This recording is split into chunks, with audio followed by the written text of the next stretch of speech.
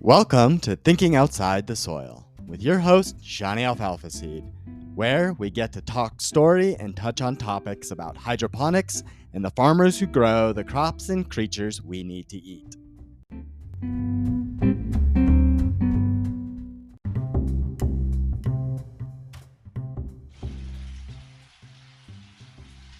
Good morning, and hello from Blooming Health Farms.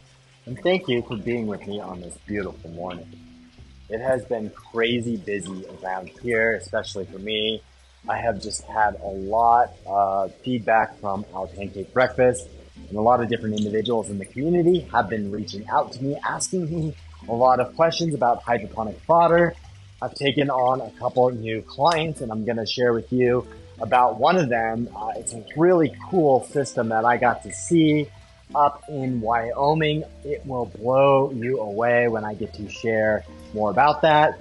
And I've also been asked to do a speech at an agricultural tour at the end of this week. So that's really cool. I'm honored to be able to stand up in front of some of our community leaders, specifically those in the agricultural community, and tell them all about why they need hydroponic fodder. So that's going to be a lot of fun. But today, you're going to join me while I do the farm chores. It has been a minute since we've been out in the farm together on this show. So I thought it would be great to just hear me. You can hear the stuff going on in the background. We still have a few feathered friends at Alfalfaseed. A few, meaning the little ones that are getting ready to go out to the flock.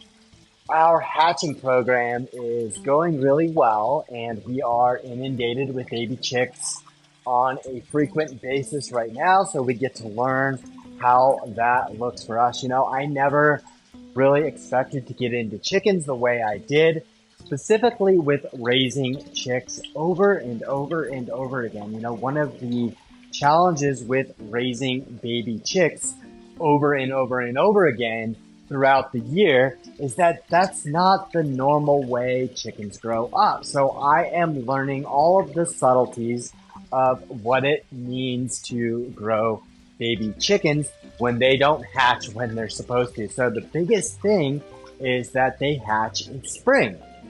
And that's important because chickens and other animals have evolved to adapt to the changing of the seasons as they are in nature. So in the spring, we don't have as much light as we do during the summer. And that light, like plants, influences growth rates of animals. So in the middle of the summer when we're hatching, I have to be very mindful to keep my chick cages darker a bit longer than I would if I was just doing things naturally. So I have my chick brooder covered right now, and I can hear them out there chirping when I was out there this morning, just going, you know, da da da da da da. And then when I open up, rather when I pull the blanket off that I have covering it, they go crazy. So it's really great. I will go out there and you'll get to hear us doing sprouts. So I am in our aquaponics room. You can hear in the background there, that is a water pump. So we use our aquaponics system to grow some of our feed for our flock. And I know a lot of people have asked me, they're like, oh, Sean, that's really neat. You grow your feed with your flock, but you say you sprout. So are you using your aquaponics water to sprout for your flock? And the answer is no, we are not. And the reason being, we are really, really mindful about foodborne pathogens and specifically mold and bacteria that could get our chickens sick, to get other livestock sick. So we use clean, pure water. It is filtered water. Here in the city of Greeley, we have really great filtered city water. So we just use that out of the tap. Our farmers, our farm site on the edge of town is on well water. So we do have to filter that a little bit. And we're also experimenting with just using the house water. Our farmer has actually relocated his sprouting inside his house because he finds that he can do it easier. It's just right there. to do it faster. It's pretty cool to see his ownership of the sprouting process. And he called me one day just telling me all about it and how he wanted to try to do things slightly differently. So it was really, really cool.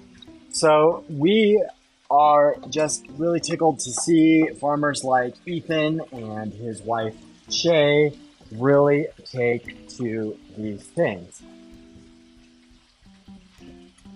Now it's pretty simple for us. I am able to feed out our smaller flock here in only a few minutes, but Ethan can do it in under 15. So every single day we grow live feed enough for what our flock needs. And it's quite simple. I am currently standing here just rotating these buckets. I try to create the simple system, Sean Short's simple sprouting for success system, which allows us to do what we need to do with as minimal resources. And if we need to adopt and adapt to higher technology, we can. But start simple, keep it simple, and then you will, incrementally find more success if you do it that way. So you hold the water running. We do that first rinse for 10 seconds. And when I say first rinse, it's actually the last rinse that we do, because I will take the sprouts that are ready to go out and set them aside.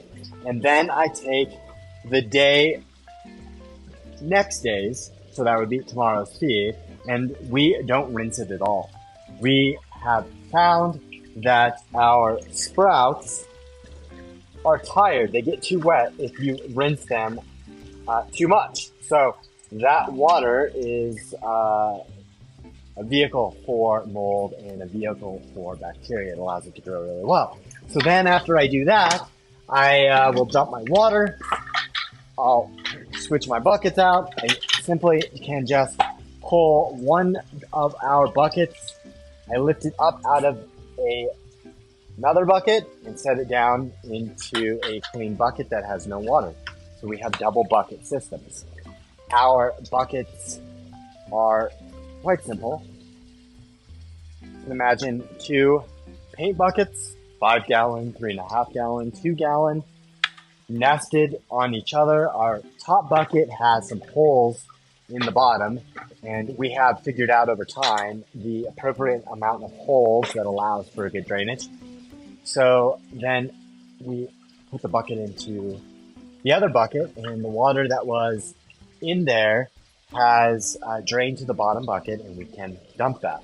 Then what I do is, after we've switched it over, I take a little bit of bleach and I mist it. Now, I am trained by someone who helped develop food safety protocols for the food safety industry, or for the slaughter industry. My father was part of the passive development programs when the USDA started that early on, when them and industry got together. So I am accustomed to using bleach, and we use it on a diluted scale. I like the 2% diluted bleach, the food surface contact recommended dilution rate. That's just what we do. I know you got to do you, but we have found, and the other commercial farms out there that have success use chlorine or some form of chlorine for their initial sanitation process. And that's because the bleach will just kill and eradicate anything in the seed, anything that might be on the shells, and it can be mitigated. It can be rinsed over the few days of watering to a point where it is no longer in the feed that we give out to our chickens. And I will eat this sprouts on a regular basis. I eat the fresh sprouts before I give them out to my chickens. So I feel confident that I am not getting sick from bleach either.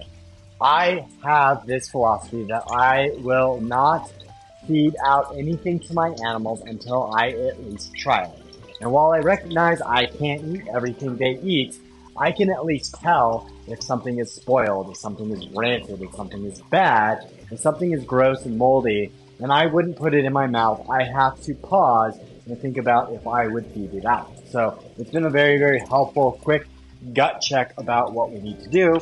So I have rinsed all of our sprouts out already, and I am doing the last day. So we soak all of our sprouts for 24 hours in that 2% bleach concentration, and then the next day we dump it into a bucket and just simply let it drain, and we are done. So with that lengthy explanation, we had effectively grown all of our feed for the day, and now I get to do the best part of it. Good morning, girls! Sprout time! Hi! Here you go, Jesus! Hi! Here, eat those. Here you go, girls. So we have 4 Chinese swan geese. Those are the honkers you heard in the background. And then I have some I have some Egyptian Phaeomes and some cream leg bars in our chick area. And I also have some buckeyes that we just hatched. The buckeyes are the ones that I told you about that are currently covered. So we're out here feeding these girls. They're not quite big enough to go out to Site B yet. So I am slightly getting past the overwhelm of all of these girls. Hi, good morning, girls. Sprout time! Oh, watch out! Oh, sorry. Okay. We literally have to walk like the slaughterhouse shuffle, or else I'll step on their feet. So they just surround and flock around my feet. They just run crazy, grab a chunk of sprouts, and do their little chicken run. There you go, girls.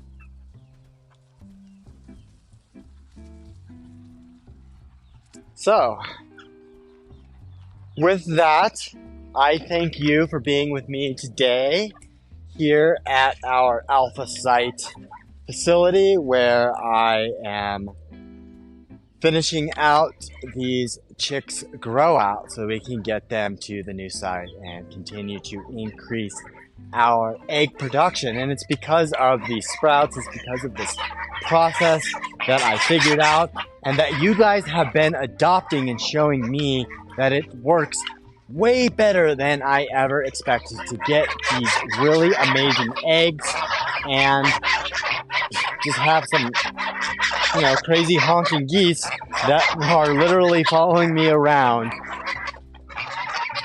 trying to get to this sprout bucket as I go back inside to the aquaponics room.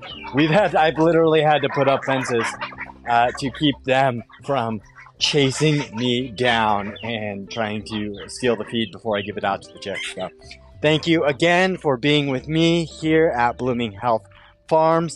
If you'd like to know more about how hydroponic fodder like our chicken crack sprouts is helping farmers get better products and control their feed costs, head on over to thinkingoutsidethesoil.com and get yourself a copy of my book. I have some extra free resources for you there and in the links below the show. So check those out so you don't miss out on becoming part of the next agricultural revolution. And take care and have a lovely day.